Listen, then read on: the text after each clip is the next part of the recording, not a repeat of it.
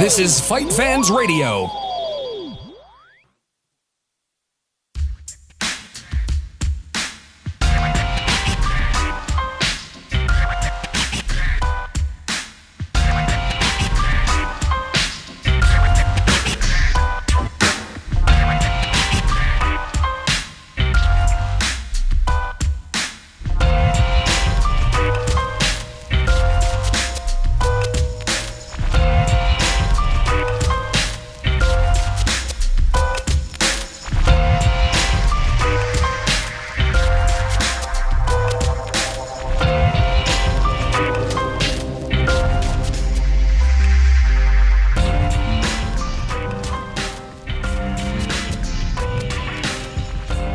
All right, we are live on Fight Fans Radio, the FanAddicts MMA show. I am your host, Erica Lewis. I am joined by my favoriteest people on this planet, David Wolf and Justin Cohee. How's it going, guys? Everything's good. Actually, it's TRTJ's coming in for today's. Oh, yes. I forgot. Justin Cohee will not be joining us today. It'll be TRTJ. If only John Jones would have been given the option of fighting TRTJ. Yeah. Maybe he would have actually taken it. I don't know. He might have. So obviously, there's no real big events happening this weekend. I think there is a Bellator. Or next weekend. Or next weekend. Actually, so that's something, and that if you haven't heard yesterday's Untethered episode, Matthew Roth went on this humongous tirade on air about John Jones screwed him over, and he has to pay money, which I think is ridiculous. That he works for Bleacher Report, but he has to pay for his own way to the shows. Ridiculous. But anyway, so. That he's out of $700 and that John Jones owes him $700. And I see all these Twitter replies, John Jones owes me money. He owes me $400. Okay, well, before we actually get into who owes who money, you know what, David, since you wrote an article, it is now on the Fight Fans Radio website, fightfansradio.com. Check out the article, really just an amazing article by David Wolf. But David, give us the background behind everything, about what transpired yesterday and kind of led up to what we're left with, I guess I should say, and then we'll talk about who really is to blame. Okay, so not apparently, Dan Henderson hurt himself, partially tore his MCL, and cannot fight, and so had to pull out of this fight with only 2 weeks to go.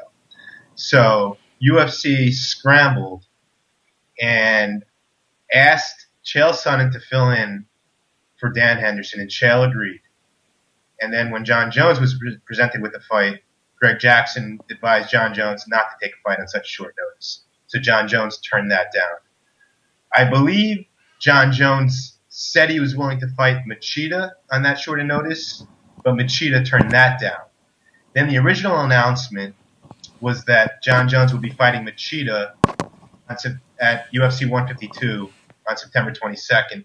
That then changed late last night because Machida needs apparently more time than a month to prepare for John Jones.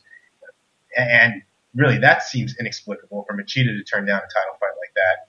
Shogun apparently turned down the fight as well. And now Vitor Belfort, coming off a loss to Anderson Silva. No, I'm sorry, not Vitor Belfort. Who did Vitor Belfort beat last? Anthony Johnson.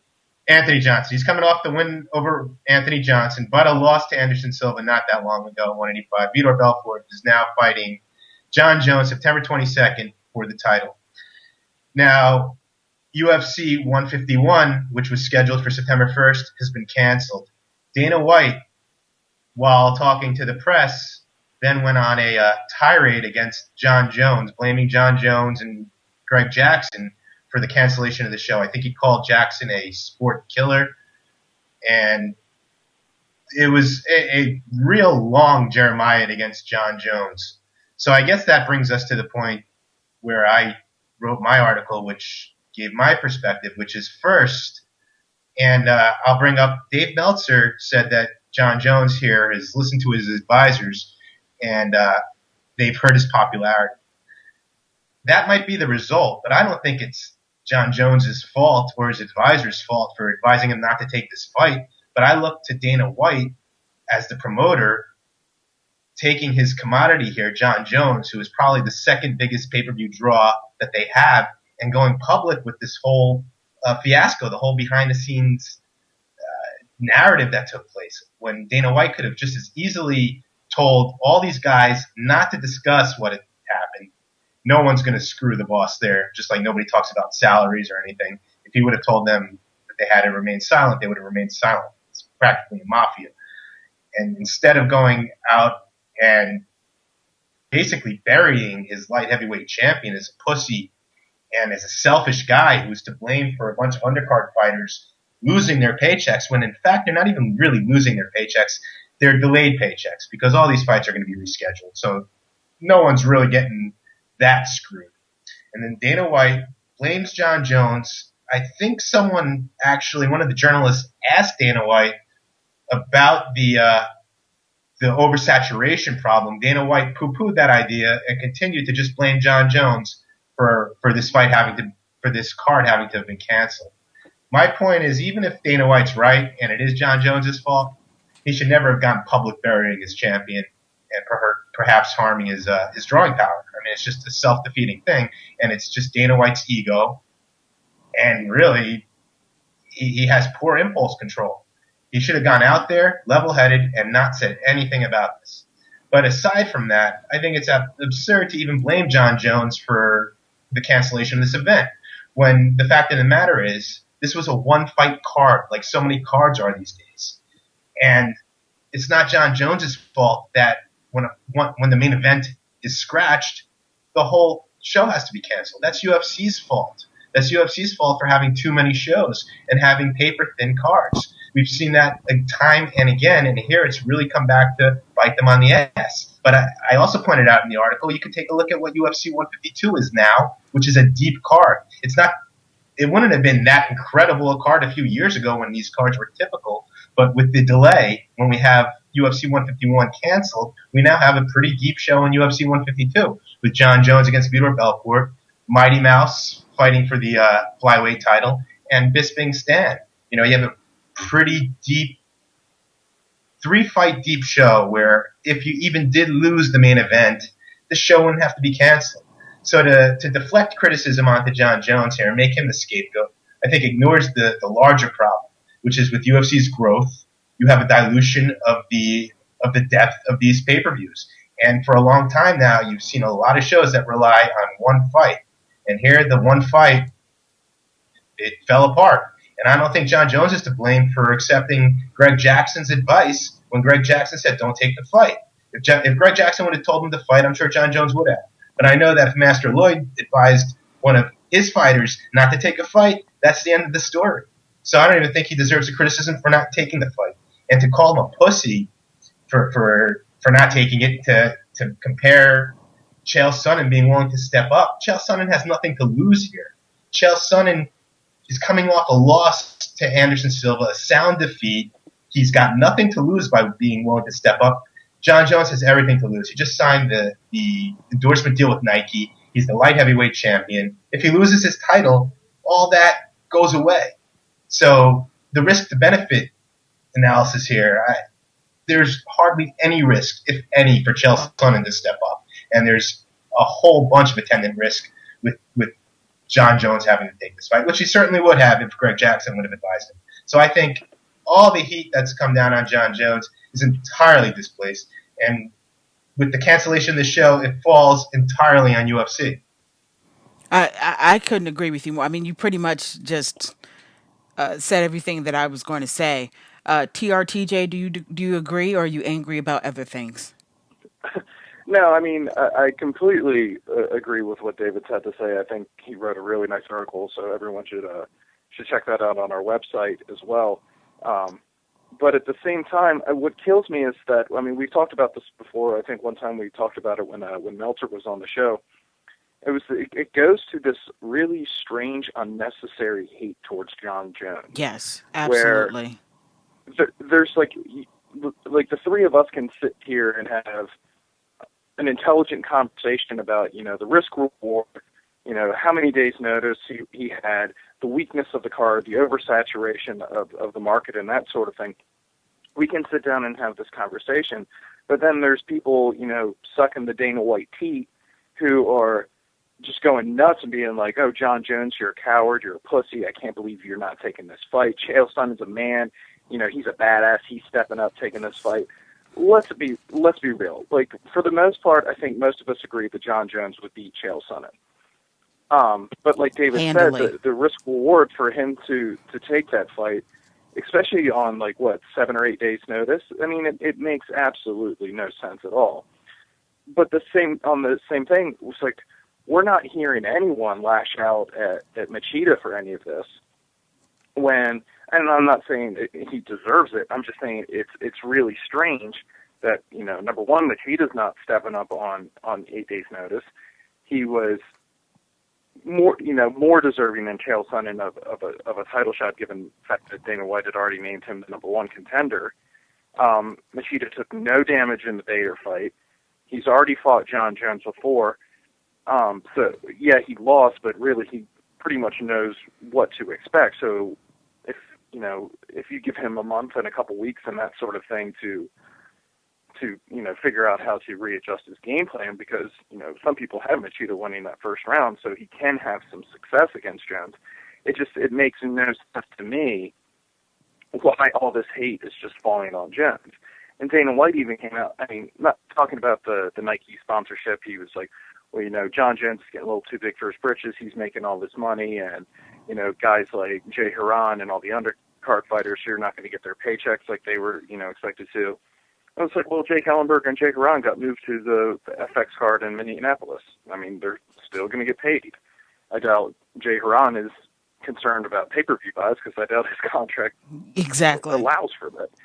So it's just really, there's this unnecessary hate for John Jones. And again, we've talked about this before, whether or not it's his attitude, where I guess he comes off as a little cocky, but I mean, I think he's just an extremely competent person.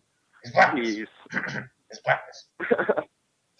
Yeah, I mean, I think some people just have issues with successful male black athletes who are confident. Yeah, exactly. Yeah, there really is a scripture. I mean, if anything, as much as we've talked about this, Justin, if anything, this proves exactly what we've been saying all along. Machida, like you mentioned, was given the opportunity to step in on 8 days' notice. He declined. Machida was also given the opportunity to come in at on September 22nd, which is how many days is that? You're asking me to do math right now. A month. It's a month away. It's 4.5 weeks. And he declined again. So where's the hate for Machida? Where's the pussy remarks on Twitter? I'm looking right now. I see none. I see nobody saying Machida's a pussy. I don't see all these memes, these images about Machida being a pussy. Where are they at? Where's everybody at now? Part of it is that Dana added fuel to this. Absolutely. I mean, Dana. That's a big part of it. But he's playing into this hatred that's out there already. It's so senseless. Because if Jones becomes less of a star, it hurts UFC. Yeah, and he's the only fighter that's ever signed with, obviously George St. Pierre has deals with Gatorade, and he has a deal with Under Armour. But let's be honest, Under Armour is not nearly as big as Nike. Although, you can argue that Under Armour's product is better than Nike. Under Armour's product is much more geared towards athletic people. So it doesn't have that same general population feel-good story to it. Although it is based out of Baltimore. What up, Baltimore? And Gatorade, but it's the UK. It's the not UK. Wow, the Canadian branch of Gatorade. You don't see George St. Pierre on Gatorade commercials here in the U.S. You see them if you're in Canada. Of course you do. Thank God. Be the most boring commercial ever. Oh Jesus. Oh God. For people to put so much unnecessary blame on John Jones after he was able to accomplish what no other fighter has been able to accomplish up until this point in the UFC where else can we point to an issue with It's an him? incredible phenomenon. It really is something else. I feel like I'm in Bizarro world because I wrote that article, and most of what I'm seeing, it's not really. I think my point of view is pretty reasonable here. Like I think the reaction is just absurd. You know, oftentimes there are two sides to a story, and there's just not the piling on of Jones is just. Well, there's three sides to every story, isn't there? What he said, what the other guy said, and then the truth. And this is it, Generally, there is actually, I would even go as far as to say there's four sides to this story. It's what Jones said, it's what Chael said, it's what Dana said, and then it's really what happened. And this has just gotten completely blown out of proportion and is nasty. It's really nasty. The hate that John Jones is getting. What really shocked me was that when Dana White came out, when someone asked him about like what he thought about the UFC actually sponsoring John Jones, and he was just like, yeah, I'm never a fan of that. I don't like us sponsoring fighters and all this kind of stuff. I've never liked it, or like completely was like against it. And I'm like, really? You're the president of the company, and you had no nothing to control do with over that. Oh wow! Maybe Dana White is president only in title. Maybe that's it. we would be lucky if that were the case. Well, he needs to not be the face of the company, like we've said time and time again. What an ass. Well, so I mean, David already touched on this, and just so that we're all in kind of agreement here, I think the real party to blame for this, as David mentioned, and he's mentioned in his article, is the UFC for building a card that was built like a house of cards, or built like Jenga. One little piece comes out and the whole thing collapses. No fight card should ever collapse because one person got hurt. How ridiculous is that? No fight card should fall apart because one fight got canceled. I get it's the main event. Go ahead. And the funny thing is that like they keep doing it with John Jones, and they realize because they see him as this this money maker, this star, and then they just go out and bury him. I mean, on the fight card with Rashad, what was the co-main event? Che Mills versus Rory McDonald. Yeah. I mean, come on. If the Rashad Jones fight had such a curse behind it, I mean that fight was supposed to happen back at like UFC 133, and they didn't get it finalized and going until like UFC 145. And something that happened where one of those guys had to step or have you, and then you're left is Ronaldo versus. I mean, that's just completely a half one. I mean, you're Skyping out just a little bit. Hold on a sec. Let me see if I can fix that. Son of a bitch. Son of a bitch. Give me some. Go ahead again, TRTJ. Can you hear me now? Yep. Yeah. Good.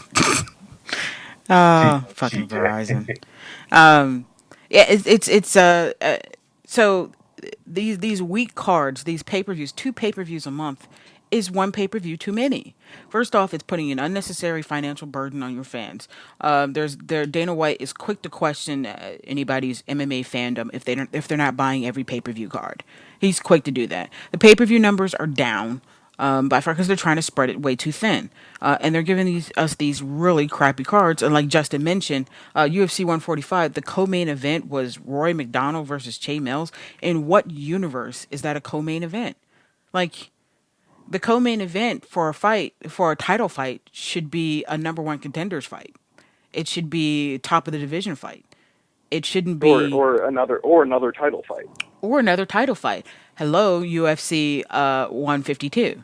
That is what a pay-per-view card should look like. And as David mentioned, that was the norm at one point. And then the UFC decided, and I'm fairly certain it was like the middle of 2010 or end of 2010, definitely all of 2011.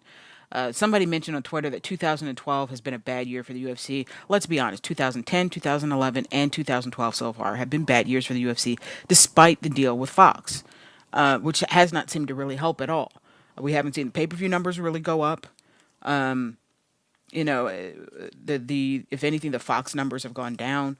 The prelims for UFC, 150 were below $1 million, which would have been an absolute tragedy on Spike Television if it had been below $1 million, who was consistently making, 1.3, 1.4, 1.5 million people for prelims. So the UFC is dealing with a lot of problems right now. And would you agree that the part of the problem is that they have such a stubborn man at the helm who's not willing to admit that they have made a mistake, they have made a misstep, they are not perfect, and that they need to go back and recalculate how they're marketing their fighters, how they're marketing their fights, how many pay-per-view cards they have, and how this Fox deal can best benefit both parties. Is that fair? Yes. Word. I gotta say, that's all I gotta say. Yes. word. I gotta say though, I'm disappointed in the fans and their reaction to John Jones. And David, I know you're not technically on Twitter, but and I I'm thought not. I was. Well, you kind of How are. am I doing? You're doing all right. Lots of pop references, though I have to say. If you could talk about Do I something have lots of else. followers? That I don't know, actually. I haven't actually checked to see how many followers you have. I know that you follow like all of the Fight Fans radio shows and Awesome. feel the need to I'm pipe loyal, in. if nothing else. Exactly. You're mostly a jerk, though. Yeah, Mostly. you're a little bit of a jerk, yeah. A loyal jerk, though. But I'm not making fun of the handicap. and I'm sure you've seen this too, David, in articles that have been written. But the number of fighters that have come out and backed up Dana White's stance on this is extremely disappointing. You would like to think that guys who Not Corleone here. They don't have career suicide to criticize this guy. Yeah, I mean, He'll come out and blast them, but he won't even just blast them. He'll fire him. Next thing you know, they'll be saying, "Hey, look, I was let go 6 months ago, like Miguel Torres." The outcry from fighters blaming John Jones for the cancellation of this card is that just the guys trying to get on Dana White's good side? Or are they? It has to be, because wouldn't they know better than anyone that John Jones is following his trainers? It's more than advice; it's his trainer's advice. But there's no way John Jones' trainer is going to say, "Don't take the fight," and then John Jones is going to take the fight. Yeah. I know that's not going to happen in Master Lloyd's gym. That's just not going to happen. There's no way Master Lloyd would say, "Hey, Mike Easton, don't take this fight," and Mike's be like, "Hey, Dana wants me to. I'll take it." No. Yeah. Well, no, and plus, I think for the most part, fighters recognize the type of fans that are out there. That they're really like, "Oh man, I would have taken that fight like out in the parking lot. I would have taken it right, in the back room, that sort of thing." I mean, they have to portray this image to the lowest common denominator of fans, which unfortunately makes up the majority of these people who want these guys who see them as, just animals who go out there and fight. They don't view them as people who have families and have to, think about finances and make smart decisions for their career and worry about their PR. They were just like, these are two guys who, they probably don't even think these guys are like college educated, where, a lot of these guys are beyond college educated. And they're like, I just want them to go out there and be like Rock'em Sock'em Robots. And so, I do like Rock'em Sock'em Robots. Well, you have to cater to your sociopathic boss on top of the retarded fans out there. Yeah, he is a sociopath. He definitely. That dude is. Oh, he totally exhibits those tendencies. He's batshit crazy. Batshit crazy. If you don't think that Dana White is batshit crazy, then it's possible you are also batshit crazy. And you really have to be batshit crazy to do that job well. But yes. he lets it interfere. Like, again, here, nothing should have been made of John Jones's refusal to fight. And it's just in UFC's best interest not to make a big deal out of it. Well, Dana White's been doing this more and more often. I mean, he did this to Shogun recently as well, when they were dealing. I think the worst thing is Dana just has but you know what? Problem. Shogun is not. John Jones is one of their biggest stars, bigger than Shogun, right? Worth more than Shogun. I would think you'd want to protect him more than Shogun. I'm saying, like, if you're going to go off on Shogun, that's one thing. Going off on John Jones or theoretically George St. Pierre is just a self-defeating business tactic. You're burying your biggest draws, and you could theoretically harm their drawing power. If I don't think it's going to happen, but if people think John Jones is a pussy, maybe it's not worth watching him fight. I mean, you have to consider those things, unless this is done at such a level where, and I know I've heard this bandied about too, that they want to turn John Jones complete heel and make everybody hate him, and because you hate him, you're going to pay to watch him lose. Yeah. But I don't see that. I don't see Dana White manipulating things at that level. I see Dana White, just being a bit of a crybaby egomaniac. Let's talk about Chael Sonnen's role in this, because Chael Sonnen, he's being Chael Sonnen, and for the first time, I am seeing the light, as Justin Cohey has said. His shtick right now is not endearing me to him at all. If you were aware, but it's because we're looking at it through, not, but we're being rational about this. His doing this, that. I see so many Facebook posts about how incredible this guy is. I mean, now, I didn't like Chael before, but now I really like Chael. He's a man. He's got honor. He's a warrior. He'll fight under any circumstances. Well, he's undersized. The people that actually believed that there are people who actually believe Chael Sonnen was going to give up his fight purse. At one point, he said, I got that on my wall. Did you see someone said Chael was going to fight for free? I was like, Chael was acting in character. It's not really going to fight John Jones for no money. I'd like to see that behind the scenes footage of Chael Sonnen's paycheck being handed over to John Jones after they fought, and see if he really meant what he said. See if he puts up a fight on that. Okay, I'm trying to figure this out, and I'm basing this off of Wikipedia. Was the last time that Chael Sonnen fought at 205 UFC 55? Like back in 2005? Instead of going to Wikipedia, why don't you go to that freaking Rain Man memory of yours? And I'm a little disappointed. I expected more out of you, Cohey, but all right. Well, no, but I knew he fought Jeremy Horn at middleweight, but Babalu, I was sure he fought at light heavyweight, and it looks like most of his. The only other time, he had fought Jeremy Horn before a couple times, and had fought Forrest Griffin. All of them losses, by the way. So, if we're considering that, the guy hasn't. If what I'm thinking is right, the guy hasn't fought at 205 in 7-8 years, and it was a loss. He's coming off of a loss where he just got decimated in the first round, but then got smashed. He's set to fight Forrest Griffin, who, despite winning his last fight, is pretty much completely out of the UFC title picture. Of course, it's easy for Chael Sonnen to go out there and be like, "Oh, of course I was going to take this fight. I'm a badass and all this kind of stuff. This guy's just, some punk who gets DWIs." It's like, of course you take this.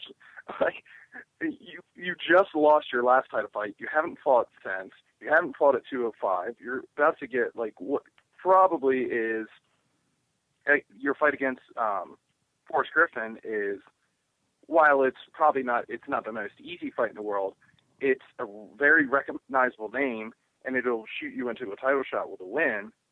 And then to go out there and say, well, Jones is a punk. Of course I'd take it. It's like, I haven't earned a title shot. Of course you take it. It's like, I haven't earned $1 million. Someone was like, oh, you want this $1 million? Of course I want this $1 million. Yes, I'll stay quiet. Now you're starting to Skype again. Hold on a second. When you get really excited, it's like Skype is like fearful of your rage. But I heard what you said.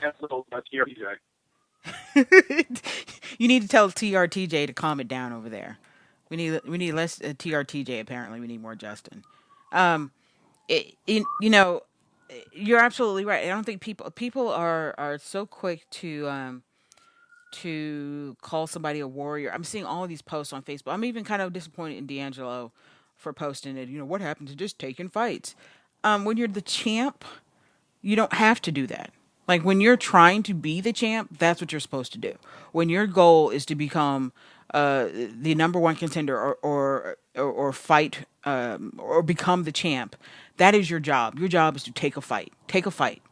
But when you are the champ, you're past that. You don't have to do that anymore. You've already accomplished the goal. Your goal is to protect that belt. And people seem to have lost sight of that. I don't understand why people are so baffled why John Jones would turn down a fight with an out of shape, overblown middleweight that he would beat fairly easily and do nothing at all for his own legacy. I mean, it's I hate I don't MMA understand fans. the reaction at all. MMA fans, I kind of hate you. I posted on my By and Facebook large. page. I kind of hate you as a group. You're kind of idiotic. You're sheepish. What is the point of following everything Dana White says? Now, there are moments I like Dana White. When Dana White is being Dana White for good, he's amazing. But when he uses his powers for evil, he is using his powers for evil right now. And He's just a douchebag. I mean, I like him at times too, but he's such a super douchebag. Really, I mean, is there anybody out there who can actually justify any of this BS? Because maybe you shouldn't call. Maybe you shouldn't Not call. call. No, maybe not a good idea. Never mind. Not a good idea. Let him call in. Let him call in. We'll expand our audience. Well, We don't want to, we don't want to pander, but we should have the opposing point of view here.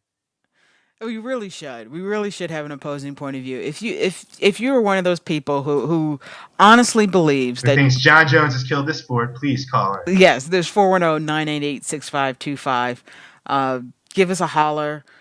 Let us know your thoughts, however wrong they may be. You can figure out how to use the cell phone.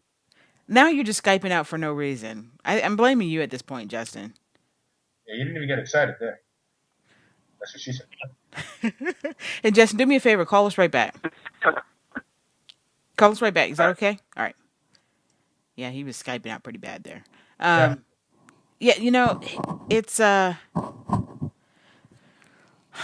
it's I don't really understand how you can have this point of view, to be honest with you. I just really don't know how. If you don't think about it, I could see you just going along.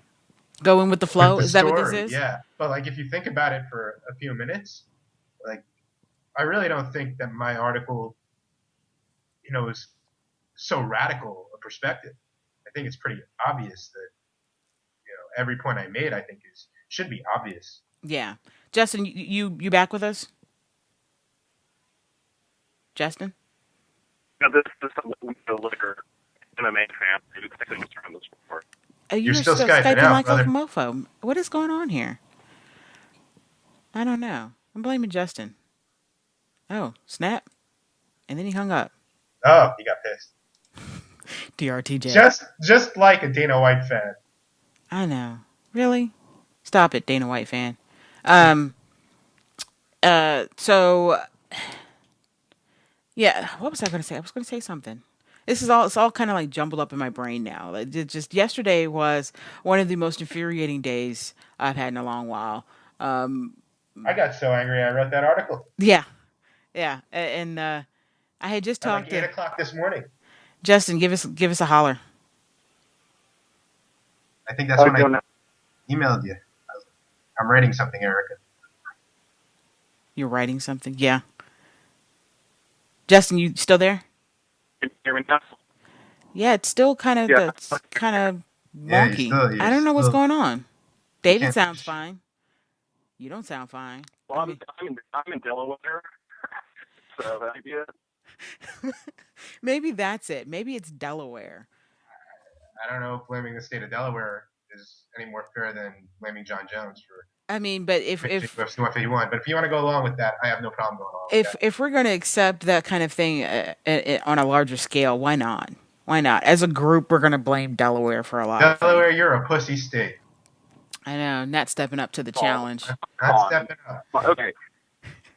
Just the Delaware has we don't have a whole lot of stuff. Wow, you're awful. You're awful, man.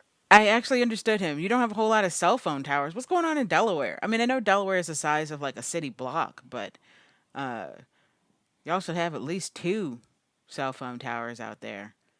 What are you doing in Delaware? where my mom lives. I'm on vacation, and I thought I'd stop by and see my mom. Now you're coming in. You mentioned your mom, and then all of a sudden it was like, okay, we'll be nice. Yeah. Uh, I also went upstairs, so I gave that to get close to like a sequel or something. yeah, now you're just messing up on. Well, did you say you're taking someone for an abortion? That was kind of what I got out of that. So, okay, real quick. So apparently this person was not legitimately raped. We can conclude that. Yes, we can. If you haven't had a chance to listen to yesterday's episode of Untethered, which apparently was so outrageous that it angered people, and I got phone calls. Angered potential sponsors. Yeah, and I got phone calls about it. We just said fuck off then. It's a great episode. It's an opportunity to hear Matt Roth go off for absolutely no good reason. I think he knows this for no good reason. But, he was angry about the cancellation of 151. Let's talk about that. Let's talk about the fact that the UFC canceled 151. And now, we agree that it was because of the weakness of the pay-per-view card that they pretty much were left either canceling the pay-per-view or putting on a show on pay-per-view that people would not pay $60 for. And live. I mean, yeah. I think you had to cancel it. I don't really think there was an option. So, was there an option? Especially after Calgary. Was there an option to go to? I mean, if I don't know how this Fox deal works, but is there an option to go to FX after this? Like, let's say the pay-per-view, the main event falls through. All right, we don't have a legitimate pay-per-view left. Can we broadcast this just on FX? They already are going to broadcast the prelims on FX. It's a pay-per-view, so why not move the prelims to Fuel? Because it's not like they got a whole lot going on, and then have the main card on FX. Was that just so logistically impossible? I don't know. That's an interesting option, though. I really don't know. Do know that you have the cable outlets set for pay-per-view, but that's blown now anyway. So what'd you say, Justin? I'm actually going to try and decipher what you say. What'd you say? Okay, can you hear me now? He said the abortion appointment is 6 p.m. Oh, is that what he said? Yeah. Is that what you said, Justin? Yeah, nothing. You can't hear me. You can hear one bit.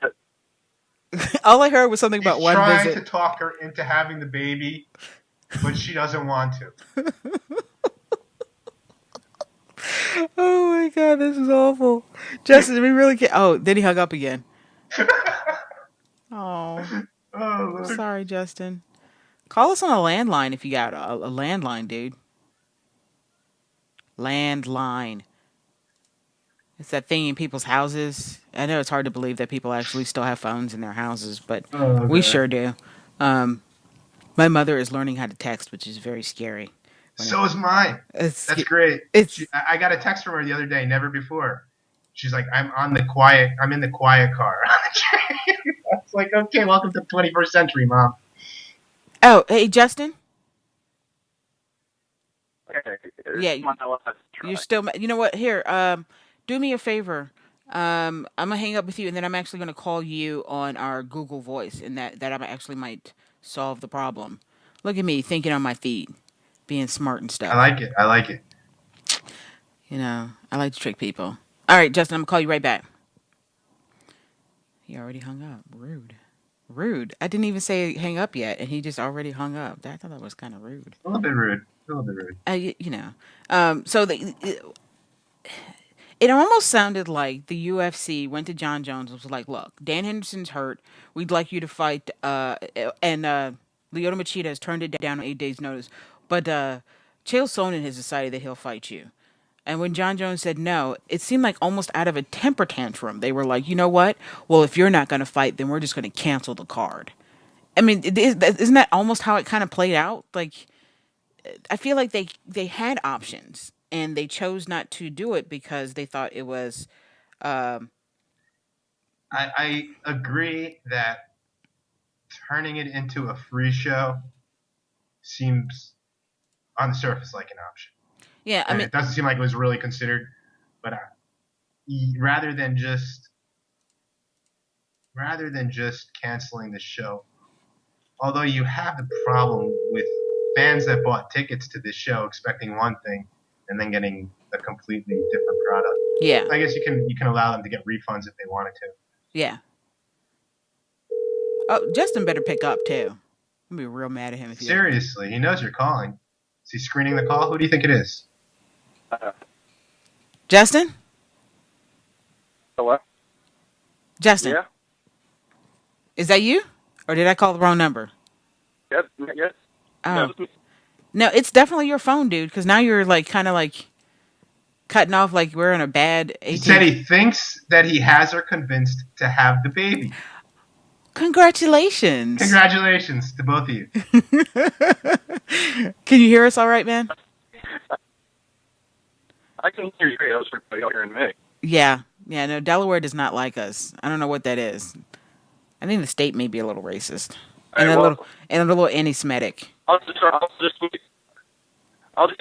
tweet because if you can't hear, there's no point being on. Yeah. Go ahead and just tweet us. That sucks. We'll talk about. We'll talk with you on the Twitter. Good luck with the girl. Yes. Bye, TJ. And a line from the dictator. Is it going to be a boy or an abortion? Hey, I know Terrence from Southeast is tweeting to me, and if you want to call in and share us your thoughts, as long as you're not in Delaware, which apparently hates us right now, feel free to give us a call 40988-6525. There had to have been other I mean, as big as an organization as the UFC is, was that really the end all be all? That was the absolute end of it right there. You know what, though? I think the Calgary debacle played into this somewhat, too. Like, in hindsight, I think everyone wishes that show would have been canceled. So they may have jumped the gun here. Right. Well, and apparently Anderson Silva called Dana White after they made the announcement that they were going to cancel it to say that he would step in to face another light heavyweight. Not necessarily step in with John Jones. No. In fact, Dave Meltzer said that he would not fight John Jones. And Meltzer also said, and this is kind of interesting, but Meltzer said that John Jones turned down Chael for September 22nd as well. Which is interesting because John Jones had initially said he'd fight Chael the 22nd. At this point, as much BS as Chael Sonnen has talked about John Jones, maybe he thought that the same strategy would work with John Jones as it did with Anderson Silva, but I think it's kind of backfired on Chael Sonnen a little bit here. Would you agree with that? That like he thought that maybe the fans are kind of hailing him as a hero, but at the end of the day, John Jones has to sign that contract to fight you, dude, and he apparently is not a fan of your shtick, and it's not working. Yeah, I think that's right. I mean, he's generally able to talk himself into fights. He did with Anderson, and maybe he eventually will here. But for whatever reason, Jones had no interest in fighting him the 22nd. I think Jones would destroy this guy. And I kind of feel like Belfort's the bigger threat. So, and I don't think Belfort's that much of a threat necessarily. But I think he's a bigger threat than Chael is. Because what's Chael's chance against John Jones, really? It's taking him down and keeping him down for 5 rounds. What are the odds of that happening? Like 0%. It's just not going to happen. So it's interesting. It's interesting matchmaking because Vitor Belfort at least does have that puncher's chance. So I don't think it's going to be successful with it, but you know what? I kind of think Vitor has at least as good a chance as Dan Henderson. So I'm looking through these, and I agree with you there on that one. But I'm looking through the light heavyweight, the top 25 light heavyweights, according to the SB Nation consensus rankings, and they jumped from the 205-pound division to the 185-pound division to find somebody to fight John Jones on 4 weeks' notice.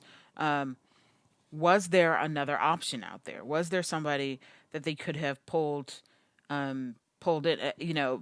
Would Glover Teixeira have taken the fight and given up on the Rampage fight? And quite honestly, just cut Rampage Jackson out then? You know what, though? If you could turn Glover into something, maybe it would be better to hold off on that. Okay, fair enough. If he makes a name off of beating Rampage.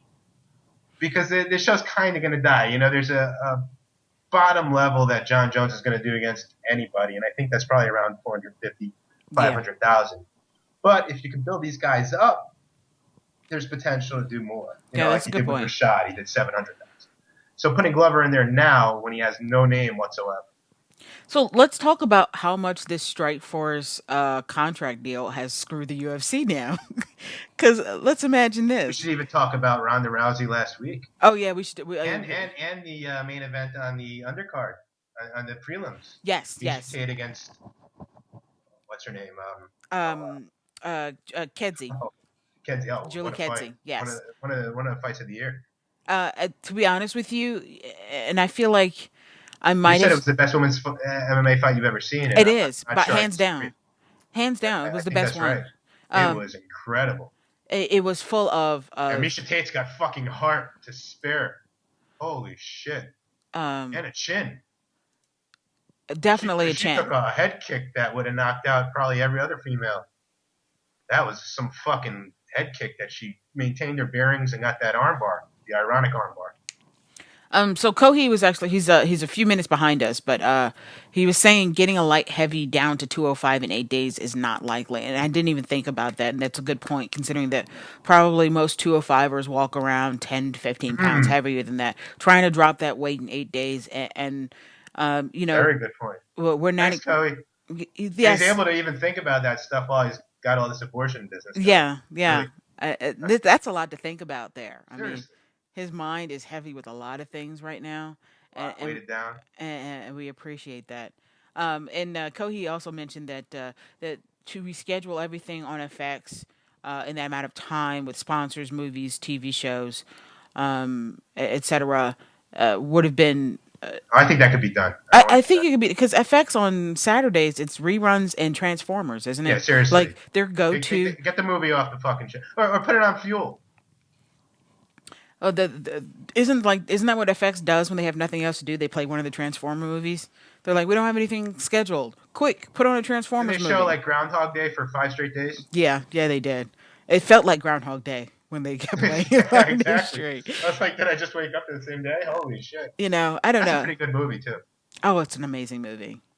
I like Bill Murray, despite him being the asshole that doesn't want to be in the third Ghostbusters movie. Do we need a third Ghostbusters movie?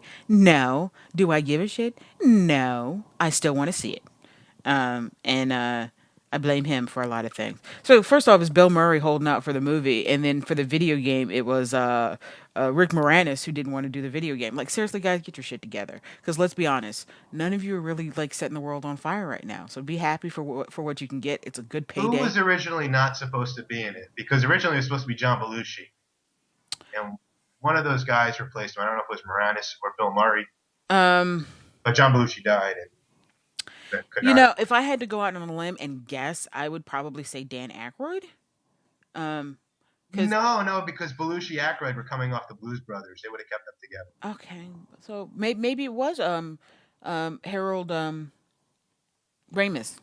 Maybe it was him because he's the writer probably for it, and like was he the writer? He was one of the writers for it, but he has a lot of jobs that are behind the scenes, and maybe it was not intended for him to necessarily be in front of the camera, but when that fell through, and I don't know who replaced. This is a Google question. Who replaced John Belushi? Ghostbusters. You'll find the answer very quickly. In Ghostbusters. And then I remember years ago when they were, I don't know how we got on Ghostbusters. That's my fault. I remember years ago when they were talking about redoing, actually, no, it was, the Peter Venkman role was originally supposed to be John Belushi. I can't imagine him playing that role. I think Bill Murray kind of embodies that character a lot better than Belushi would have. Belushi, I don't know. It was Bill Murray, though. Okay. Yeah, it was Bill Murray. Good call there, my friend. Years ago when they were talking about doing the Ghostbusters movie, this was before, what the hell is his name? Chris, why do I always blank on celebrities' names? Fat dude, did Beverly Hills Ninja. Chris Oh, the Saturday Farley. Night Live dude, Chris Farley? Farley. Chris Farley. Before Chris Farley died, they had planned on doing it with him in there, and I thought that was an amazing idea to have him and possibly Will Smith. I know these were just rumors at the time, but it was starting to come together really well. And then he fucked up and died on us. And Fat bastard. yeah, that bastard. How dare you die Fat on us? bastard. Fat bastard. So somehow we were talking about all those FX movies and Bill Yeah, got Murray. Groundhog Yes, Day. we got Groundhog. Alright, which props to Ghostbusters. I love Ghostbusters. I was that kid that in the 80s that I kept watching it over and over and over again. And I remember in elementary school, I couldn't have been more than maybe it was like second grade or third grade. We were told to write a story, so I wrote a story where all of my friends and I were the Ghostbusters. And of course, by default, I ended up being Winston, but hey, it happens. But I mean that happens. It was the '80s, They were kind of contractually obligated to have that one black guy who was semi-famous. So I was that one black person in Ghostbusters. But I was so obsessed with that and Clue. I loved both of those movies. I could sit down and watch them back to back. Who to had back. the alternate endings? Oh yeah, I mean that, and people are surprised to find Clue is kind of a cult classic now, but that movie was an absolute flop at the time. It was an absolute flop. That movie did terrible in movie theaters. I saw it in the movie theater. But David, you just turned 21. How did you see it in the theater? That's awesome. Thank you. You're only 21 years old. Must have been 12. Yeah, that's very confusing for me, but. Can you believe that? It was a revival. It was a midnight movie somewhere. Oh, and apparently, and Justin Cohey perks in for this irreverent movie discussion. They were remaking Judge Dredd, for God's sake. And yeah, who's that asshole who was like, "Hey, you know what we need? We need a Judge Dredd movie again. We need to redo the same it." asshole said we need to remake Total Recall, which flopped. Yes. And you know what? And I would really be interested in watching the original one and then watching the remake and seeing what the remake failed to do that the original did. Although it's almost unfair to compare the two because at the time, in the 90s, having that kind of movie was a little, the woman with the three boobs. I mean, that's a little risque at the time. It had Arnold Schwarzenegger in it, who was an amazing action hero at the time. I mean, but we don't really have those kinds of action heroes nowadays. We don't have that one guy that we kind of always turn. Jason Statham is always up for a good action movie. If you watch his movies, they're all the exact same movie. How about The Rock? The Rock, I think, is a good choice. I like The Rock. I think he's a fairly decent actor. He's got the physique for it. He doesn't have, I think, the ability to do much beyond basic punching and kicking. I think that might be part of the problem there. And maybe like kind of revisiting some of his wrestling moves in movies. I don't think he's very great at really extended action scenes. And maybe that's the problem there, is that as an audience, we expect so much more out of our action heroes. They can't just come into a room with a double-barreled shotgun, punch a guy in the face, kick a guy in the nuts, and then blast everybody away. We want to see more than that. Say something like, I'll be back. I heard I almost called them the Incredibles. What is it called? The movie with Stallone and all of them in it. Expendables. For some reason, I can never remember the name of that movie. I'm like, the Irreversibles? No, that's not right. The Returnables? No, that's not right either. So the Expendables. I heard that was pretty awful too. I mean, although, what do you expect? How can it not be? What do you expect? I am. I heard the new Bourne movie has no plot whatsoever. I've also heard that. They have talked about that on Across the Pond, which is Sundays on Five Fans Radio. They talked about both the Expendables and the new Bourne movie and said it was awful. How did we manage to go from talking about MMA to just movies at this point? You know what it is? I'm so tired of talking about this John Jones bullcrap. Okay, let's talk about... And that's all there really is to talk about once we get past Strikeforce. Yeah, well, let's go back to Strikeforce then. I'm sorry. I apologize, people. You know me, I have such a one-track mind, and I have the attention span. I think our movie talk is good, so... I think our movie Not talk is apologizing at excellent, all. and screw you guys if you don't like it. But and I've also come to discover that fans of our shows are kind of assholes as well. Not the Really? guys listening now, but um, I don't know what it is. Maybe I'm just. It's one of those weeks. Maybe that's what it is. It's just one of those weeks. But I wanted to kirk out on a fan earlier today, and I didn't do it. Thank God. But I was close. I was real close to doing it. We'll talk about it off air. Okay, Sounds David. good to me. We'll talk a little bit about that. We'll be closing up right now, man. So See you next week.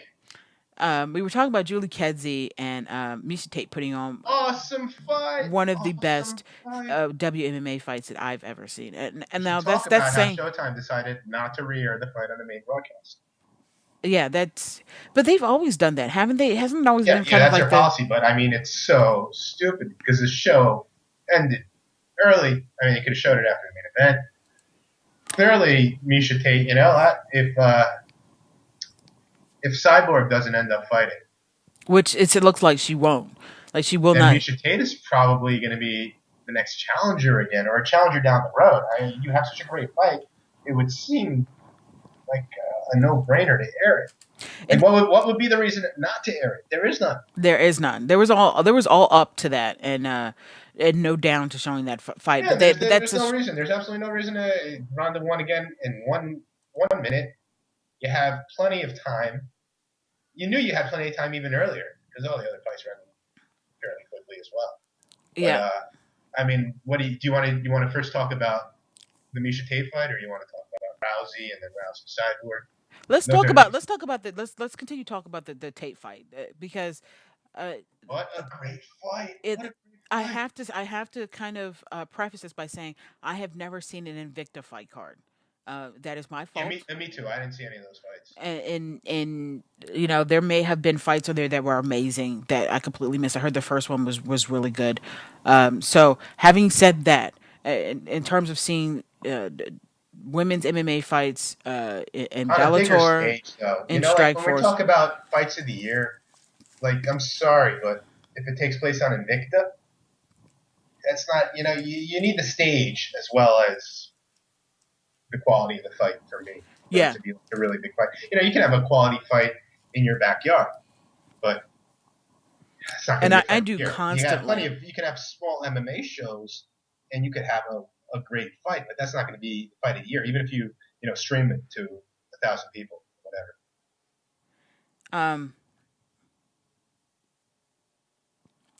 Yeah, wow. Yeah, I like the idea of Invicta, and I think they serve a great purpose, and I think Invicta will do exactly. They're inflating their numbers, though. They are definitely inflating their numbers, but Invicta is doing something that needed to be done, and that was put a real genuine focus on women's MMA. We weren't having anybody doing that. Strikeforce, putting the fight cards on there every once in a while. When they have a star female fighter, they put her on the main card. Otherwise, you're stuck on the prelims. They're more concerned about their male athletes, and you can't really blame them. Those are really the moneymakers other than Ronda Rousey. Before Ronda Rousey was Ronda Rousey, that was the moneymakers.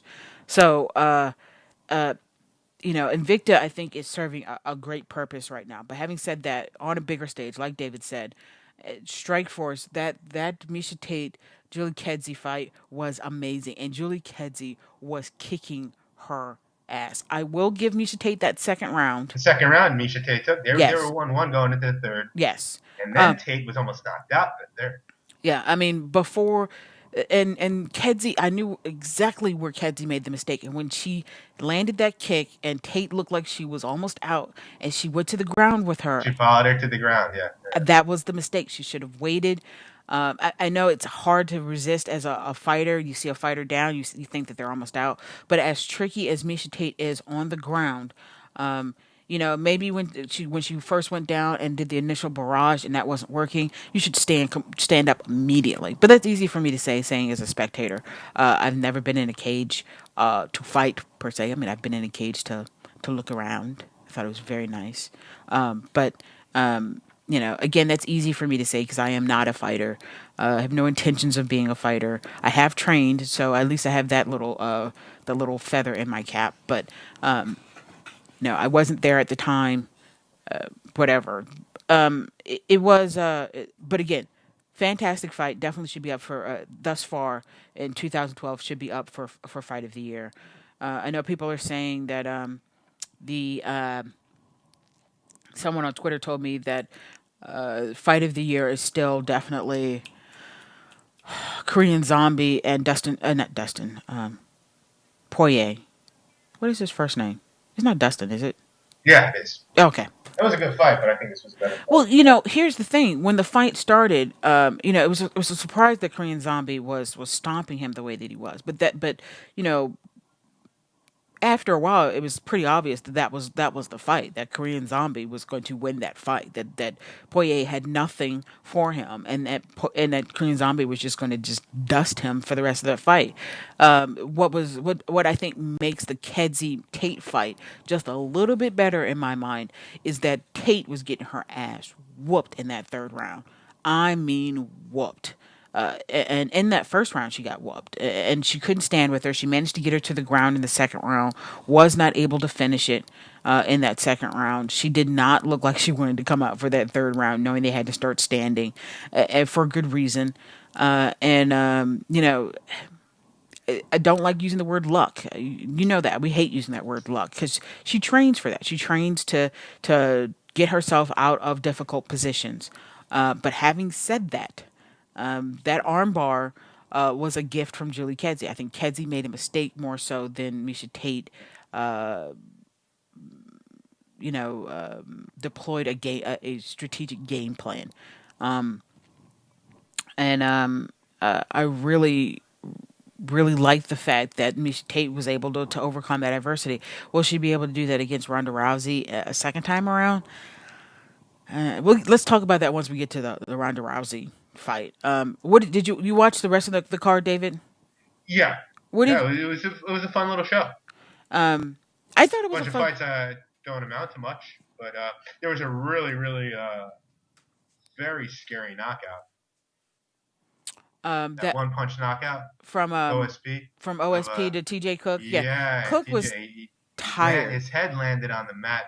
It was the type that's like a life-changing knockout.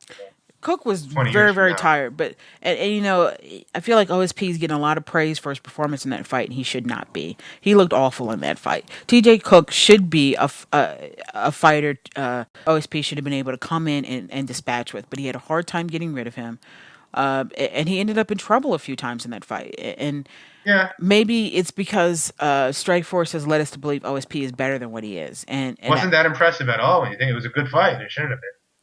Yeah, it should have been a quick fight. It was not. We've had TJ Cook on the show before. I am not disparaging TJ Cook. I think he looked not altogether in super shape for that fight.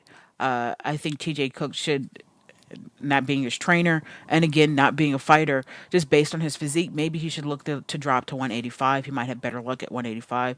I think TJ Cook has a great, for the most part, a great chin. He ate some really serious punches there. He obviously has a lot of strength in his hands, and maybe dropping a weight class, it may work the opposite. He may end up being a bad idea, but it's worth a shot. He looked small to OSP. I think most people probably look small to OSP compared to OSP. But I mean, is that it? That Strikeforce has really just kind of tried to pump him up to be better than what he is. They really like using that OSP, and he's like GSP, but with an O. No, he's really not. He's not. You can tell that he's very new to the sport. You can tell that he's still learning, and maybe they moved him along a little too quickly. He did get that knockout, but TJ again was tired. He was tired, and I don't know what else to say. That was let's talk about the ref in this fight. And I know, David, you mustache. The mustache, yes, mustache dude. When TJ got kicked in the nards. Wolfman has nards. And he's like, "Are you ready to fight? You ready to fight? You want me to get a doctor in here?" It's like he's got 5 fucking minutes, mustache. What the hell? There was a lot of talk about the rules that the California State Athletic Commission has in their books compared to what are considered the universally accepted rules in MMA. Apparently, the kick to the front of the knee is illegal in California, and we see that used all the time in MMA. The kick to the nards. I don't know if that was a California State Athletic Commission problem, but definitely, how as a referee are you not aware that that's a 5 minute? I mean, I know that. I'm sure my mom knows that. He's more concerned with grooming his mustache. He was. Maybe he couldn't see clearly around said mustache. What the fuck you doing with a mustache like that? There's something wrong. Some people thought it was awesome. I think it's a little gross. I would hate to be around watching that man eat. Watch me run into him at like the next show too. Like, I think your mustache is awesome. No, really, no, don't touch me. It's awesome. Just stay over there. Let's talk about the Anthony Smith Lumumba Sayers fight. First off, at 150, I didn't recognize who Sayers was. I saw him backstage. I was kind of roaming around. I like in between fights that we're allowed to get up from where we are and kind of roam around and see who's walking around backstage and talk to people, and we can pretty much do whatever we want except for the photos and autograph things. They frown upon you being a fan. If you're working for them, it's definitely understandable why it would be frowned upon to be a fan back there. But you're allowed to talk to people, and I saw Lumumba Sayers looking like a what did I call him, an extra on Touched by an Angel. In that all white outfit. It was very scary. And I understand why he did that. He stood out. People noticed him. But then to have that performance he did against Anthony Smith, you didn't even get out of the first round, dude. Like, and that triangle looked tight. Don't get me wrong. Anthony Smith, I think we were underestimating Anthony Smith. I've seen him fight before. He's a tough cat. But he's another one of those guys that started really, really young. And he's a little bit more battle worn than he really should be for his age. I think he's only 26. But what did you think of Smith's performance in that fight? I thought he had some really good awareness to slap on that triangle. I thought was You know what? I can't even remember. It was. I have to be like. It was a good triangle. And I remember the guy tapping very quickly. Yeah, he did tap very quickly, and that's all I can really remember. And people saying, I just don't care about these fights. People saying that Sayers has a good ground game. If you have a good ground game, then you're kind of aware of your positioning and getting caught in that triangle. Not saying that what Smith did wasn't tricky, and it was. I don't think Sayers was expecting that.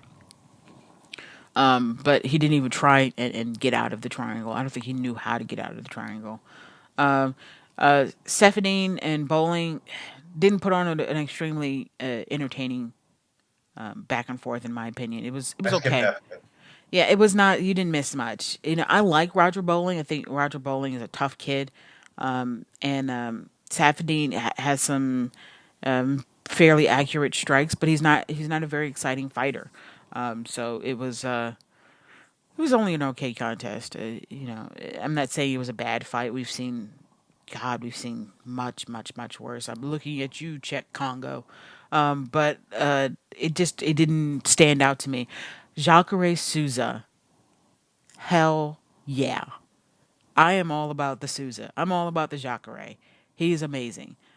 That's what he needed to do. We were actually looking for more BJJ from him and less boxing, and then he comes out and shows us that he has knockout ability against Derek Brunson. Do you remember the knockout at least? I do remember the knockout. But I mean, again, it was against who? Oh yeah. Well, Derek Brunson who? He's kind of an up and comer. He's been making a lot of noise, trying to get those chances. I like Jacare though. Don't get me wrong, but I'm not gonna get too excited over this. We've never seen him knock anybody out. It was his first knockout. It was good to see him get it. It was a feel-good moment. I'm telling you, I will line up a row of people that he can knock out. I mean, I'd like to see it just because I thought it was funny to see him to see that grin on his face, and then he was super excited over it. And I have to give it to Susan. He's been working on his English, and that always makes me feel a little bit more, I don't know what the racially word. Superior. I mean, I already think that, but he we like to see our fighters put in an attempt to learn English, and maybe that's us being, American elitists, which we are. But when you're fighting in America, well, that's what we like to see. And you can tell that he's been working on it. I didn't have a problem understanding what he was saying. I mean, it wasn't It is a good idea to be yeah, able to it speak wasn't to the audience. perfect. I need a translator I there. mean, but the French expect you to know French when you go to France. Oh, fuck that shit. Is that wrong? Yeah, it's totally wrong. I mean, we as Americans we think it's wrong because we're there, but when they're here, we're pissed off because they're not speaking English. So it goes both ways, right? I mean, I'm supposed to go to Not Brazil. really. We're America. We're America. We're America. I'm Fuck yeah. I'm going to Brazil in October. I am Awesome. petrified. I know no Portuguese, and no offense to anybody, I think Portuguese. Unless the fight, are you going for a fight card? Yes, I'm going for Unless it's canceled. UFC 153. Yes, I have to keep my ear to the ground and make sure it doesn't get canceled, because all of a sudden, who's headlining that one? That is that Jose Aldo? I don't even know. I don't even know who's fighting on that card. Isn't that funny? Like I've got to this point now where It must be Aldo Coach. Coke. It's Coke, but we like to call him Cock. Yeah, I believe that's it. It must be. It's the only fight that makes sense for Brazil. Brazil. Let me see. That is 153. I know. I'm sure you're right because that's the next main event. Yeah. So that it is Aldo and Coke for the featherweight title. Belcher versus the dreaded TBA. Oh, and that's Teixeira and Jackson. Oh, I might actually run into Rampage Jackson. That's a little scary, considering how much I really dislike him. John Fitch will be there, fighting Eric Silva, Damian Maia against Rick Story. That's actually not a bad lineup for a main card there. It's sad that Belcher and Vitor Belfort had to be scrapped. And I think that's unfortunate for Belcher as well if they don't match him up with somebody who will give him that because I think Belcher is at that point now. He's been so impressive in his wins. Maybe it's not necessarily been where the opponents have been, but his performances against those opponents has been so impressive. I really think that whoever he faces here, if he wins that fight, I think he should get, if not a title shot, a number one contenders fight. If this is not a number one contenders fight, it is the co-main event, and that should be a number one contenders fight. But this is the UFC we're talking about, and then they have a bunch of tough Brazil guys on the FX card, like Diego Brandao, not Diego Brandao, sorry, Honey Jason Mariano, who is from the why his name is long, Honey Jason Mariano Bezerra versus Sam Cecilia. Oh, I like Sam Cecilia. Gonzaga versus Geronimo dos Santos. I don't even know who that is. I've seen the name a million times, and it makes me chuckle that his name is Geronimo. Diego Brandao's on the card against Joey Gambino. I don't know who Joey Gambino is, but you better Sounds like he's connected, though. He sounds very connected. You know what I'm saying? He sounds very connected. We are awful. Jesus Christ. I wouldn't want to beat that guy. No, because you might end up Sounds sleeping. like a lose-lose situation fighting Joey Gambino. That's what happens. You might sleep with the fishes. you're in the back training. Joey Gambino, you gotta be fucking kidding me. He should at least go by Joseph Gambino. Joey Gambino sounds so mafia. Yo, Joey, you gotta throw this fight, Joey. Joey, let's talk. I don't know who. Joey of the Gambino crime family. Yeah. Yes. Two big dudes show up in your room while you're working out. Gambino. So you're fighting Joey Gambino, right? We're gonna ask you to do us a little favor. Gonna go? What are the odds right now? I need to talk here. Let's talk this over, Joey. With the Diego Brandao fight, though, all joking aside about Joey Gambino, with the Diego Brandao fight, the odds are probably hugely in Brando's favor in the first round, and then drop dramatically after the first round. They have to. I don't know even know if they do that for fights, but they should for a Diego Brandao fight. He is amazing in that first round. He is going to throw everything but the kitchen sink at you, and then and if he has the kitchen sink there, he might slam it over your head. He might do that too. So it looks like a fairly decent card. We are just on all kinds of tangents today. You know that, right? Yes, we are. But we should get back to Strikeforce. Strikeforce main event at least. Ronda Rousey against Sarah Kaufman. and the incredible display once again. Ronda Rousey doing what she does to everyone in 60 seconds. I gotta say, can I say I was a little disappointed.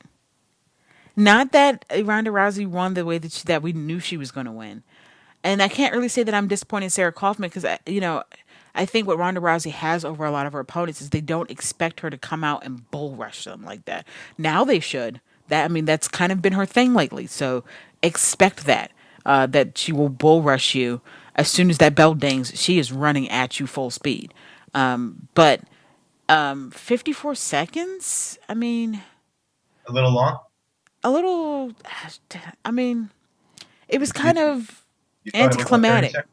It was kind of anticlimactic for me. It just was, I really was starting to like Sarah Kaufman, and they've had so much promotional stuff behind it. You start to get to know the fighter, and I didn't know much about Sarah Kaufman. I knew she had been the champion at one point, but she showed a really good personality there, especially when Ronda Rousey was talking about. Let me be honest, I was tired of Ronda Rousey at this point. And to be honest with you, I was cheering a little bit for Sarah Kaufman. Just the I'm going to rip your arm off and throw it in your corner, or I'm going to choke you out and kill you. It was just a little bit much for me. And then really turning on the television and seeing Ronda Rousey everywhere. I was having the rowdy Ronda Rousey overload, and I was getting tired of her, and you kind of want I didn't want her to lose, but I did want Sarah Kaufman to go out there and like beat her in the face just a little bit, and it didn't happen. I was a little disappointed in that. Kaufman made it a little entertaining on the ground. She was able to kind of roll around a little bit. It looked like she might be able to get out at one point. No, it didn't happen. And Rousey, here's the thing: if you let Rousey get inside, if you let her get short distance, the fight's over. Can we accept that, David? Can we accept that as a reality? It's 80 something degrees outside. The sky is blue. The grass is green. And Ronda Rousey within 6 inches is going to finish you. Yeah, and I really don't see a fight going any other way with anyone, including Cyborg, unless Cyborg's full of drugs. And here's the thing: Cyborg is a saying that she's waiting to be released from her Zuffa contract. Because she's not going to go down to 135. That she thinks that Ronda Rousey should come up to her, which is ridiculous. You are a disgraced champion.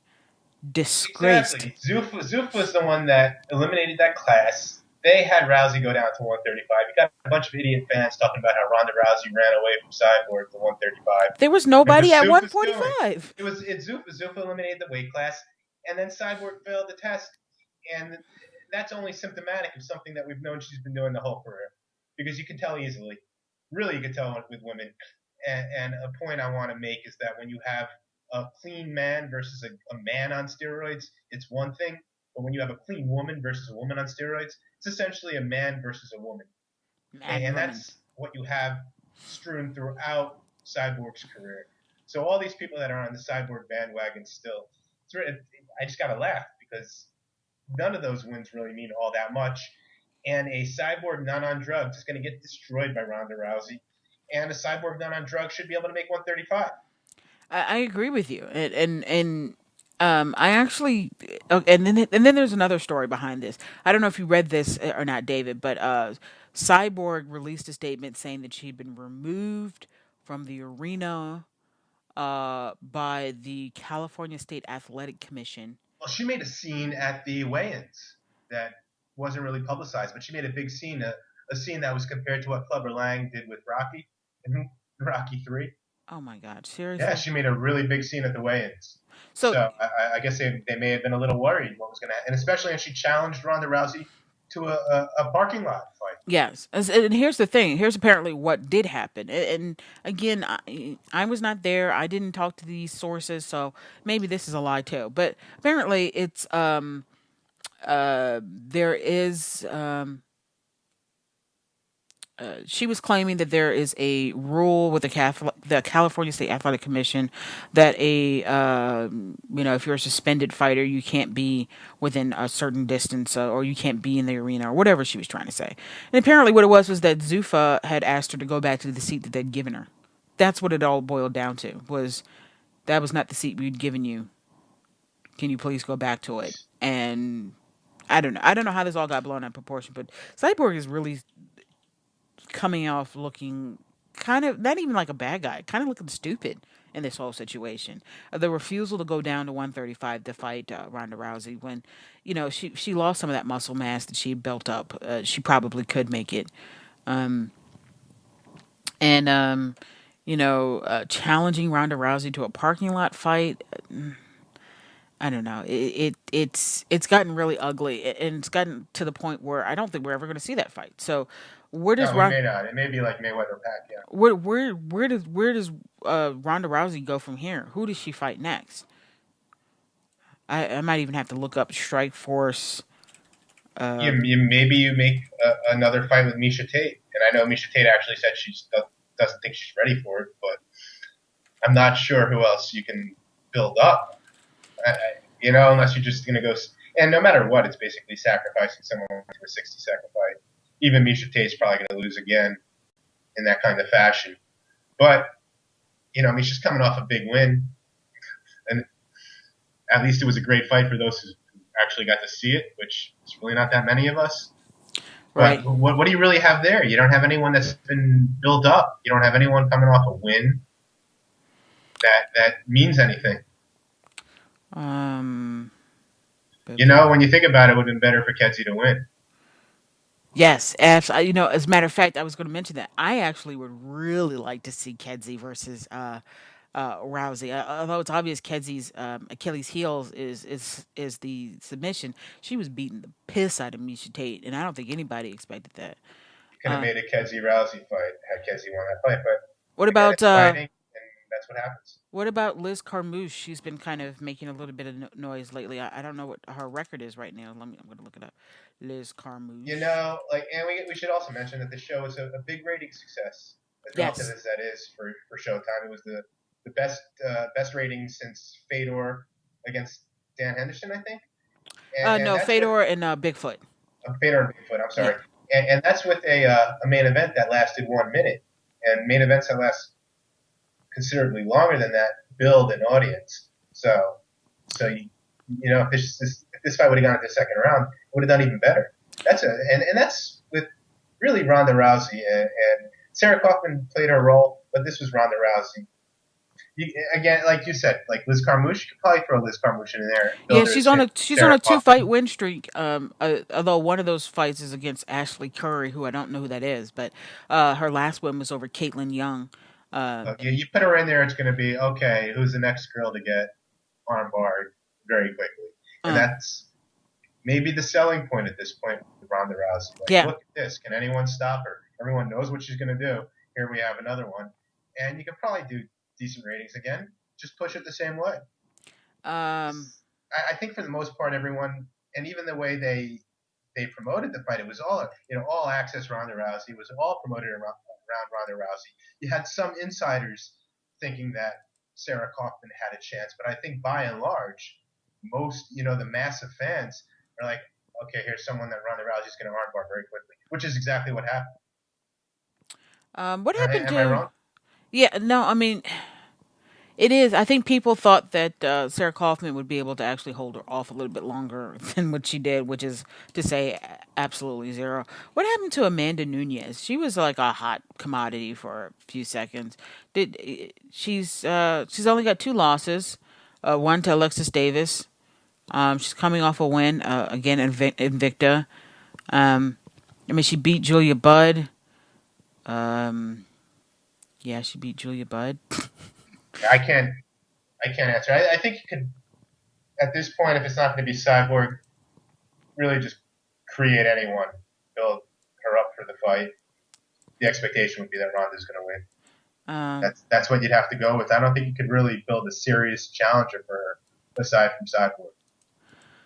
Yeah, that's what people want to see, and it looks like I think you're absolutely right. This is going to be a. Well, Dana would want to put it on pay-per-view if Showtime would agree to it. And I think it would be in Showtime's interest to agree to it, but I'm not sure they would. Yeah. But Dana would love for this to be a pay-per-view co-main event. Good God, I ran across a picture of Gina Carano. That woman, I swear. Oh my goodness. No. You're in front of your computer, right, David? I am. Look up Sarah. I would sort of have to be. Yeah, Sarah D'Alelio. It's D apostrophe Alelio. This woman scares me. She's like the scary lesbian.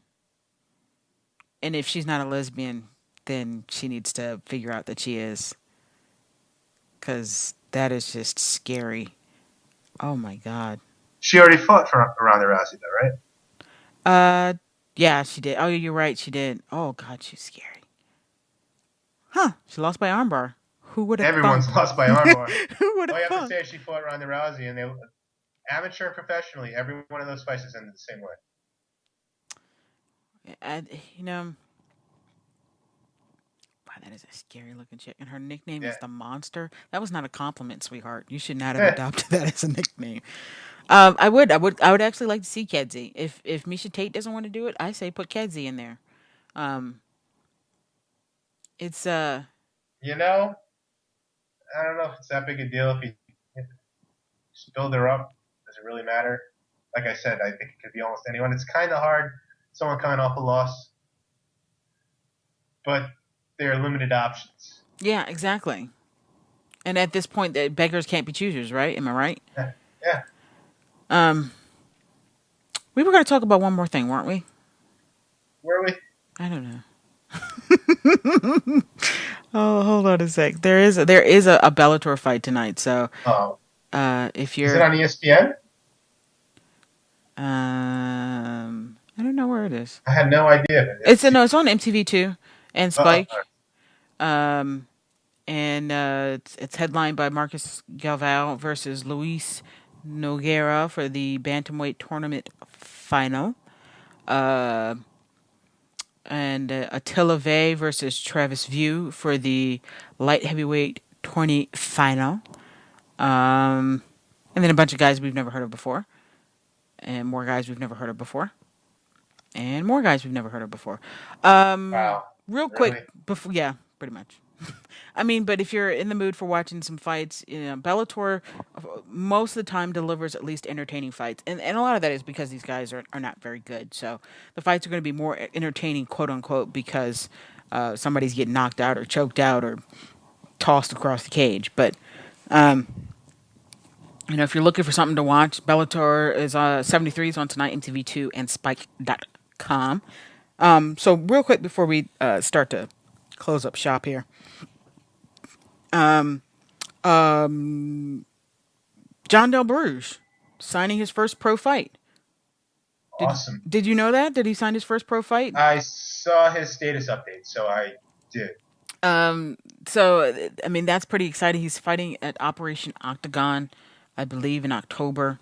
It'll be his first pro fight. He is undefeated in his amateur career. John's a beast. He's a Team Lloyd Irvin fighter. I'd love to get him on the show. He's going to do some damage. I think so too. More so with his jiu-jitsu and wrestling than anything else. But Not awesome. he does. He's an amazing. He's got amazing jiu-jitsu. Really, really amazing jiu-jitsu. I think all of his amateur fights. One of them might have actually ended by TKO.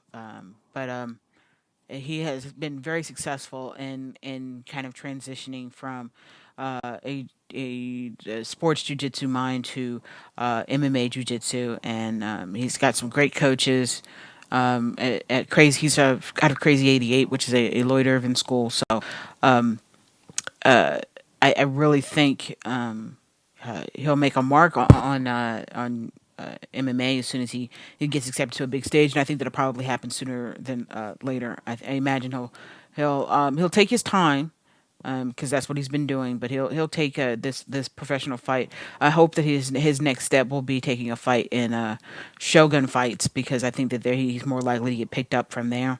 But I know that the Shogun Fights is run by Ground Control, and there's that whole Ground Control Team Lloyd Irvin thing.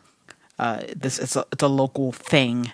I don't think it's a big thing, but they respectfully decline to really be too involved with each other. But I think that would be a good step for John, and I'm really looking forward to his rise. So hopefully we can get him on the show sometime in the near future, and I'll hook up with him and see if we can get him on here. I was also supposed to get Jeff Hoagland on the show. I actually have his number, and maybe we can get him on next week since he's got nothing to do next week, right? See if we can get him on here to talk a little bit about this. I know he's probably already talked about it to death, but why not? One more time won't kill him. Hopefully Justin Cohee will leave the state of Delaware, and we'll get him on for a full show next week. And we want to congratulate him and this mystery woman girl on their. We actually have a call. I'm fairly certain this is apparently the what will not be the end of the pregnancy. Terrence, is this you? Hey, what's up? What's going on, man? How you doing? Good. Oh, pretty good. What's going on, guys? Nothing. We were just about to wrap up the show before you called in. I'm glad you called. So, I've been seeing your tweets on the Twitters, and you seem to be on the same page as David and I that this whole blaming John Jones for the cancellation of UFC 151 is displaced anger from fans. It really should be directed at Dana White, but Dana White did a very good job of kind of deflecting it and putting it all on John Jones. Did you have anything to add to that for us, Terrence?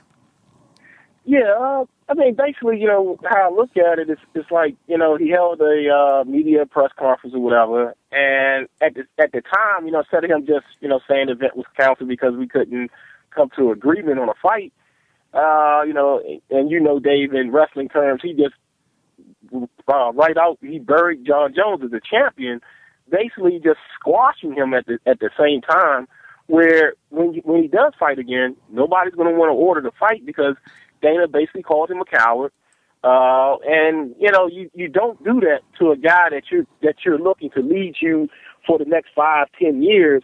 I mean, he just unequivocally just destroyed the guy. So for anybody to want to order a Jones pay-per-view again, the UFC boss just said, "Hey, he's a coward. Don't order it. He's supposed to be one of the best fighters in the world, and he turned down a fight." So I don't know why Dana did that. And I don't know why they're beating the drum for Chael so much.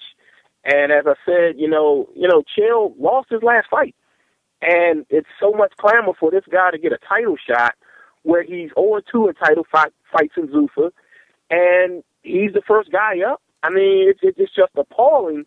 And to a conspiracy theory, and I don't know if you watched the show that I was talking about, UFC Tonight, from a week ago. No, I didn't. I mean, from that show, you sort of like, and I saw the late show last night, the UFC Tonight show with Karen Bryan, and she interviewed Chael, and Chael said, well, he did tell me that Tuesday when I was hosting the show that his knee buckled, and he wasn't sure, but, I sort of like dismissed it, and then when they offered me to fight, then I remember, Dan did tell me that his knee was hurting.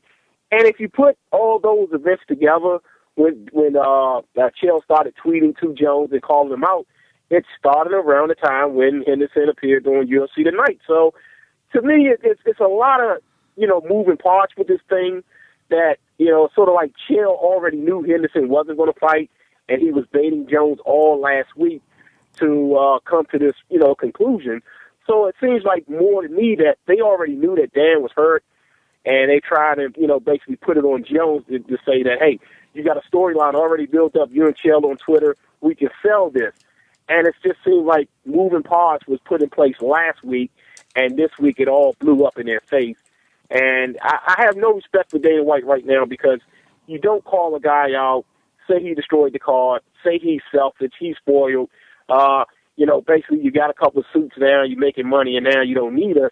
And I think that's just a slap in the face to John Jones, the way he threw Greg Jackson under the bus. I mean, I just don't know. I can't see why John Jones would want to even work with these guys anymore. And I don't see how that that they couldn't sue Dana White for slander. I mean, because you can't just go out and call a guy a coward and all this other stuff, and you're supposed to be the president of an organization. Yeah. And to that fact, and real quick, is that. Well, as a lawyer here, I'll jump in with he's a public figure. Okay, one more point, but I had a conversation a couple years ago with Luke Thomas when Dana did the thing when I think he bombed on Loretta Hunt. And I said, well, this guy will never advance the sport because he needs to be more like Roger Goodell, David Stern, Gary Bettman, those type of commissioners or CEOs of organizations. You cannot be a rogue CEO of an underground fight league if you wanted to go mainstream. And as long as Dana keep pulling these stunts, sure, they're on Fox, they do okay numbers, but they would never do, off the chart numbers. As long as he's playing this role of rogue CEO, he's got to fall in line. He's got to tote the company line. He cannot just be cussing fighters out, cussing trainers out, cussing referees out because they don't make good decisions or whatever. Dana has got to be more reserved than just, what he used to be and what he is today. He's got to change if he wants the sport to grow. It won't grow as long as he carrying this Vince McMahon persona or whatever he thinks he is right now. You know what the worst part about this is? Lorenzo Fertitta has his back 100%. On Twitter, Lorenzo Fertitta, after they announced that Vitor Belfort was doing it, he starts the hashtag, all he posts is the hashtag Vitor Belfort. So not only is it Dana White, but he's being backed by a guy who really is, he's the CEO and Dana White's the president, right? If I've got my titles right together. So his boss is backing him on all of this, and that's just wrong. They have to realize, somebody has to tell them, this is not how you run a business. This is not how you endear yourself to America. We understand it's fighting. We get that. Football is guys hurling themselves at high speeds at each other. It doesn't make it any more gentle of a sport than fighting, by any means. Is football a more gentle a more gentle sport than fighting?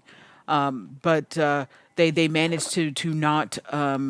The coaches don't come out and cuss out their players. The commissioners don't come out and cuss out their coaches. Like, I don't understand why Dana White thinks that because this is fighting that they don't have to subscribe to the same set of rules of decorum as other sports. It makes no sense. It's doing them an absolute disservice. And I agree with you 100% on this, Terrence. It's ridiculous. It's embarrassing. It's embarrassing, isn't it? Like, do you ever feel like a little embarrassed to tell people you're an MMA fan because the first thing that they might think of is something that Dana White has done? Isn't it that bald guy that cussed out that lady and called her the C word? Isn't it that guy who cusses out his fighters all the time? It's embarrassing as a fan. Yeah. And yes, it is. And Nike is not stupid. Like, Nike got to where they are by being smart. And to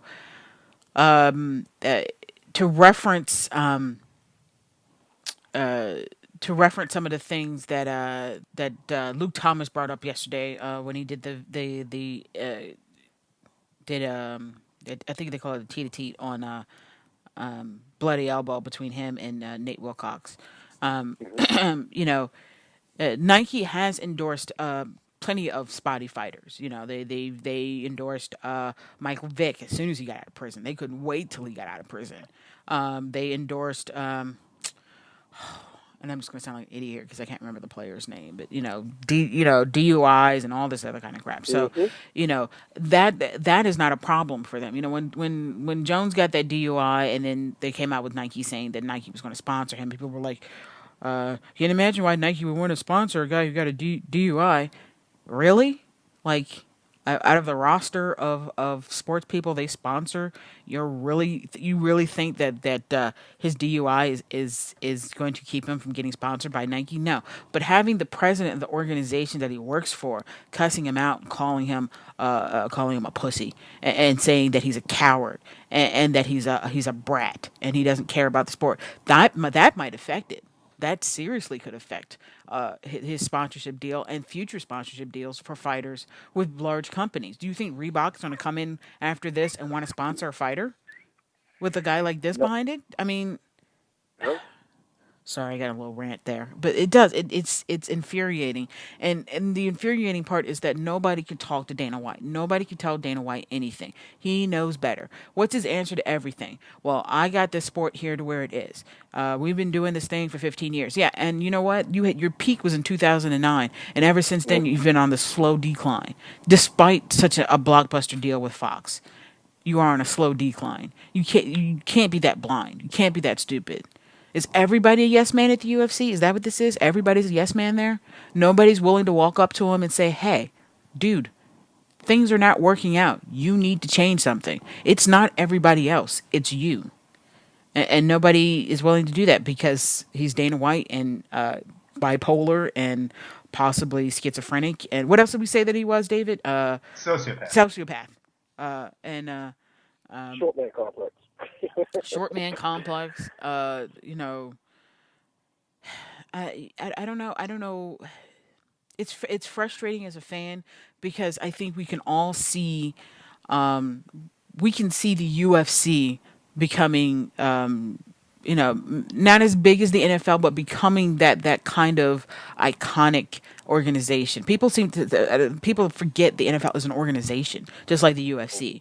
It's not some government run body or something. The NFL is an organization. They had competitors. They ate up the competitors. They became the best of the organizations, and that's how they ended up where they are today. And that's how we end up with the very best in pro football facing each other. That's how it runs. The NBA had competition. What was the it was the ABA? It was the ABA and the NBA. And the NBA ate up the ABA. That's what happens. That's what happens when you want to have the best of the best under one roof. And so the UFC tries to do that, but they're not going to be able to get to that next step. Can you imagine if the NBA at the time had a commissioner who was cussing out players because they weren't playing well, or cussing out coaches because they weren't giving their players the right advice? They wouldn't have been around. No, they wouldn't have been around. And I don't know. It's frustrating. You know what? I look at it real quick is that he does a lot of things. From the licensing to just telling guys who to fight and a lot of different things he do.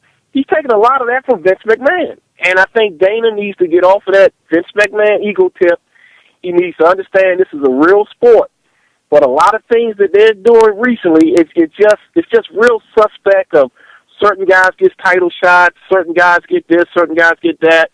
And it's just becoming, I'm not going to say cronyism, but it's just getting to the point now that they're taking the fun out of it. And you're going to see a lot of guys at the end of their contract, hey, maybe I go over here at Bellator, maybe I go here, maybe something else will pop up. But they're not going to continue to, take what Dana's dishing, because doing what he did to John Jones, how can John Jones ever walk into a press conference with this guy and literally, be chummy with this guy again, literally want to, shake this guy's hand after he threw him off the bus? And the thing that frustrated me a lot was that it seemed like it was more of a, I'm not going to say racial thing, but it just leads to say, he's not appreciative, he's not grateful for what we're doing for him. Now he's this and that. And a lot of things Chael Sonnen says, kind of gets under me too. The things that he says, I'm bigger than you, I make more than you. And when you're trying to reach other fan bases, why humiliate not your only black star, but your biggest black star? You throw him under the bus. They even commented on this on the Russ Paul Morning Show, which shocked me. And Russ Paul was like, that guy Dana White, he always cussing people out. He has a big ego. And that was shocking that they even touched on this issue. So it's just bad that you would do that to a fan base that you not even in touch with, and you throw a star that you can't market to your African American fan base, and you just pretty much just throw him up under the bus. So that really touched me that they singled him out for their failures of stacking this card like this and waiting to the last minute and expect him to bow down because they made him, so to speak. Yeah, It's ridiculous. It really is. And just real quick, because we need even more bad news on top of that, Alan Belcher is out of UFC 153 with a fractured spine. Yes, I said that correctly. Fractured spine. It's just... Oh, and apparently John Jones is a negative 1,500 favorite over Vitor Belfort. I mean, it'll close... That's a little long. It'll close a little bit before the fight. Whoa, but those odds are ridiculous. Vitor's not going to win the fight, but those are ridiculous odds. Yeah, it's not. I would have to say, these are dark times for MMA fans. We had a lot of hopes going into 2012 with this Fox deal, and I don't think we've really seen any reward out of it. Other than, I love being able to turn on Fox and seeing, these fights, but it's not doing the UFC any good if it's the same people watching the fights over and over again. They need to. The whole point is to expand the audience, and it's not happening, at least not in a way that can be measured by pay-per-view buys. And again, too many pay-per-views, not enough quality fights on these cards, and then you lose the main event, and then apparently the entire card falls apart. So, I have no one to blame but the UFC for that one. All right, we're gonna go ahead and close up shop here. Any closing remarks from you, Terrence, before we close up shop? All I gotta say is just buyer beware. If they advertise a fight, it may not happen, and maybe in the future they may need to go to sign contracts with alternates where an alternate is training at the same time. If something happens, then you just slide the guy in, and we don't have this drama again. Yeah, I hear you, man. I hear you, David. Any closing remarks from you? I've given my rants for the day, both in writing and on the air at this point. Be sure to check out David's article on the Fight Fans Radio website, fightfansradio.com. Be sure to follow us on Twitter, FanAddicts MMA, and like our page on Facebook, facebook.com/Fight Fans Radio. And as we're closing out the show at the end of the week, just thank you to our listeners, and thank you to everybody who hosts shows on Fight Fans Radio. We were the number one top mover on Stitcher Radio. And basically that means that we've had the largest amount of growth over the last week, and I think that we can really attribute that to some of the new shows that we have. We have some really great shows. Be sure to tune in on Sunday, 1 p.m. Eastern Time, for Across the Pond, hosted by Matt Simpson and Andre. I always forget Andre's last name. Andre Jacobs, who is a assistant editor at Fighters Only magazine in the UK. It's a really interesting show. We talk about MMA and movies. I'm a little jealous. We should have talked about more movies, David. More movies. We need to talk more movies. I agree.